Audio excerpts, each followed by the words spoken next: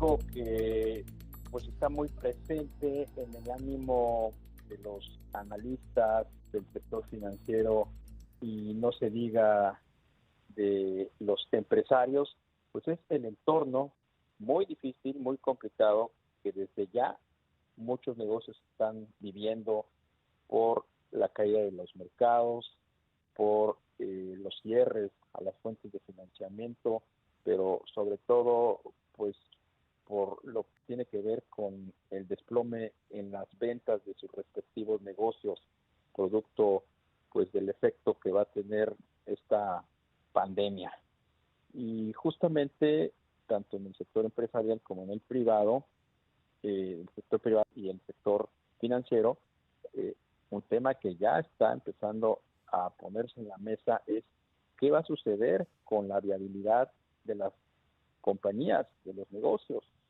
Se espera pues una cascada de quiebras como lo estamos viendo en Estados Unidos, y en México pues no gozamos de un marco legal muy robusto, muy sólido, que permita a las empresas pues hacer frente a los requerimientos que les van a ser exigibles por parte de sus acreedores.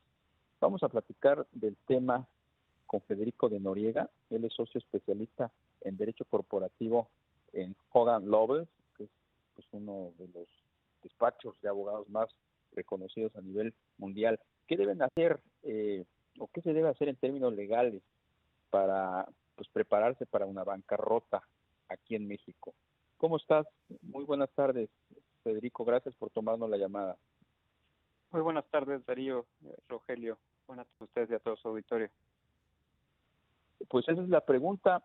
Tenemos una ley de concursos mercantiles que muchos consideran todavía muy perfectible y que en muchos casos pues no da el suficiente soporte ni respaldo. Depende cómo lo enfoques desde el punto de vista de los acreedores. Muchas veces los bancos así lo ven, pero también del lado de los deudores, en este caso las empresas. ¿Qué es lo que tú ves venir con esta crisis del coronavirus en términos de bancarrotas? Bueno, creo que como tú ya lo señalabas, la falta de liquidez y de ingresos para muchas empresas va a significar la necesidad de reestructurar sus créditos y sus financiamientos. Otro factor que está afectando a muchos es el endeudamiento de muchas en dólares y el disparo del precio del dólar en comparación con el peso. Y esto va a obligar a las empresas pues, a sentarse con sus acreedores a renegociar sus financiamientos, ¿no? Todas las empresas que están muy apalancadas. Esa reestructura se puede dar en el contexto de fuera de una corte, o se puede dar en el contexto de un concurso mercantil ya en un procedimiento judicial. Para eso contamos con la ley de concursos mercantiles, coincido contigo que es un instrumento perfectible. Tuvo buenas mejoras en 2014, pero por supuesto todo puede mejorarse, ¿no?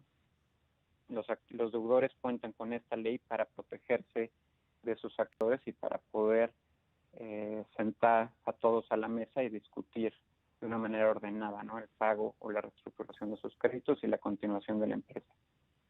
Claro. Federico, buenas tardes. Te saluda Rogelio Varela.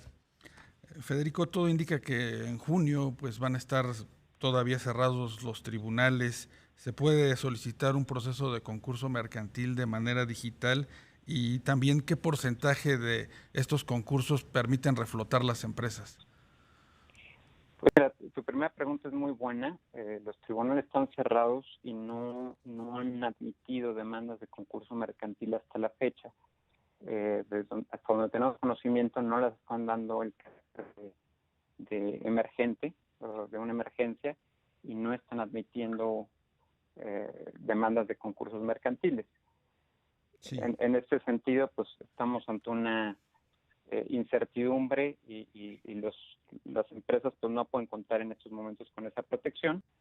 Claro está que pueden negociar fuera de corte con sus acreedores y tratar de llegar a un plan de reestructura fuera del auxilio judicial, aunque el auxilio judicial es muy necesario para tomar ciertas medidas preventivas. Precisamente en ese camino, Federico, ¿tú crees que en estos momentos, echando mano de las herramientas tecnológicas, digitales, ya estén empresas sentándose con sus acreedores a fin de lograr avanzar en una reestructura ordenada y fuera de acciones judiciales, como por ejemplo se sabe que está sucediendo en Estados Unidos? Yo creo que muchas empresas ya lo están haciendo fuera de cortes o fuera de tribunales. El problema hoy en día es la incertidumbre, Darío y Rogelio. El problema es que no sabemos bien a bien cuándo van a reanudar las empresas sus operaciones, cómo van a estar esas operaciones una vez que se reactive la economía, qué tanto flujo van a poder generar. Y en este clima de incertidumbre, pues es difícil llegar a un plan de reestructura con tus acreedores. Mucho de lo que están haciendo hoy en día los deudores y los bancos, pues es llegar a acuerdos para suspender la ejecución de cualquier garantía o cualquier acción, digamos, con un periodo sin atacar a la empresa o sin atacar al deudor, para ver qué pasa y después poder llegar a un plan de reestructura, ya que tengamos un poquito más de claridad y veamos luz al final del túnel. Claro. Federico, y en el caso de los trabajadores, cuando inicia un proceso de concurso mercantil, ¿cómo quedan? Pues los trabajadores son de las clases más privilegiadas o los acreedores más privilegiados, sobre todo en el sentido de las dudas laborales del último año. Ellos se cobran por encima de prácticamente cualquier acreedor y además tienen la ventaja de que sus procedimientos judiciales en contra del patrón no se suspenden por el concurso mercantil, contrario a la regla general que todos los demás procedimientos judiciales se suspenden. ¿Ves tú un escenario, Federico, como el de hace ya más de 15 años, con el famoso Fobaproa, que pues muchas empresas caigan en la insolvencia y que los bancos no logren ponerse de acuerdo con los dueños de esas empresas, muchas quiebren y otras pues pasen al control involuntariamente de sus acreedores, le hace instituciones bancarias? Yo no veo un escenario como el del Fobaproa, porque creo que la banca hoy en día está en una posición distinta a la que estaba en aquel momento. Está mejor capitalizada y es una banca sólida. Evidentemente pues van a tener problemas ante la cartera vencida de muchos, el incremento de su cartera vencida y la falta de pagos de sus clientes, pero creo y quiero pensar que está preparada la banca para ello. Sin duda va a ser un momento difícil para la banca y pues se va a probar qué tan efectiva fue esta capitalización. Exactamente, Federico. Y en la parte de lo que podría ser perfectible de nuestra ley de concursos mercantiles, ¿cuál sería tu comentario? Bueno, creo que algo que estamos viviendo precisamente ahora y muy en relacionado con tu primera pregunta es pues, poder presentar concursos mercantiles en forma emergente, ¿no? Como una emergencia.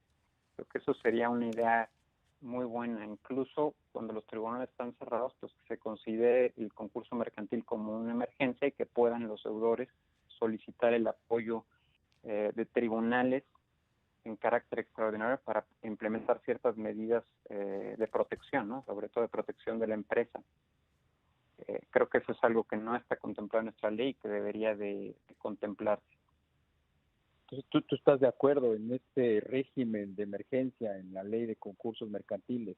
Te lo pregunto porque, mira, los bancos están dando plazos que pueden ser por ahí de septiembre. Y lo que acabas de decir hace rato de que las empresas no van a estar, ahorita, por ejemplo, no están en posición de planear.